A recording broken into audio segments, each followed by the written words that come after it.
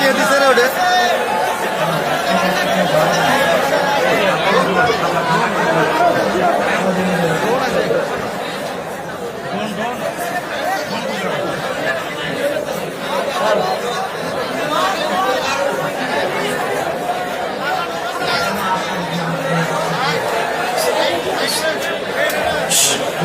আওয়াজ নয়, আওয়াজ নয়।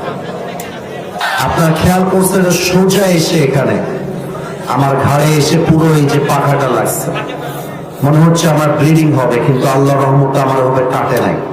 আপনি ড্রোনটা ধরে রাখেন, যার ড্রোন সে নিতে আসবে ওকে আমি দেখবো যে এটা কে।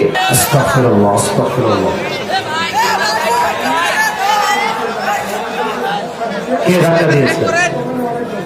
তুমি কন্ট্রোল করবো আর জিনিসটা। ঠিক আছে, আর ডানে যে বসে যাবা, ড্রোন আরো উড়াবা না, দেখে দাও যাও।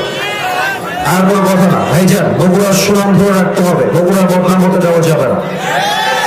যে যেখানে আছেন চুপচাপ থাকেন, আর কোনো আওয়াজ চাই না। অনেক বড় দায়িত্বের বোঝা নিয়ে আজকের এই মাহফিলে এসেছি, কেউ যেন একটা চুল পরিমাণ কোনো সাউন্ড আজকের মাহফিলে না করে। আমি সবাইকে অনুরোধ করে একটা কথা বলতে চাই, আমাকে বাধা দেওয়ার মতো দুঃসাহস কেউ করবেন না, এটা আপনি সাহস করবেন না। এর কারণ আমরা যে কথাগুলো মাহফিলে বলি, আমরা বাপ দাদার কথা বলি না, আমরা আল্লাহর কোরআন দিয়ে কথা বলি।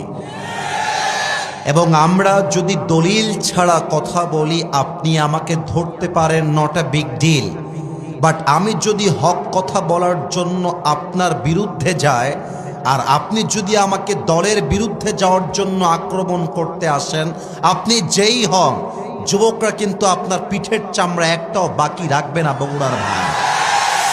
এটা আমি শুরুতে ডিক্লেয়ার দিলাম এই জন্য, কারণ আমি হক কথা খুব বেশি বলার জন্য ট্রাই করছি ইদানিং সময়।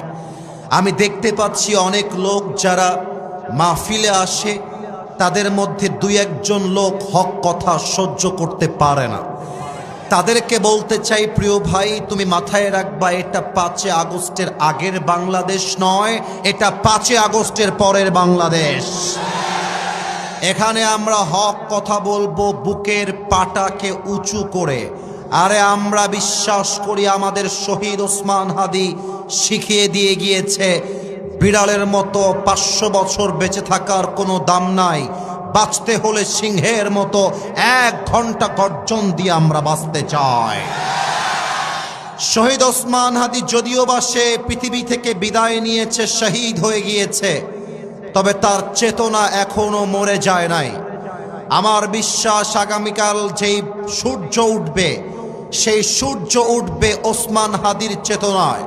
আগামীর পার্লামেন্টে আইন পাশ হবে ওসমান হাদির চেতনায়, আর আগামীর পার্লামেন্ট চলবে আল্লাহর কোরআনের সংবিধান দিয়ে ইনশাআল্লাহ। এজন্য না, তাকবীর দেওয়ার প্রয়োজন নেই, আমাকে কথা বলতে দেন, আমি কথা বলতে এসেছি। আমি বলেছিলাম আগেই, আমার হক কথা বলার জন্য আমাকে স্পেস তৈরি করে দেওয়া লাগবে।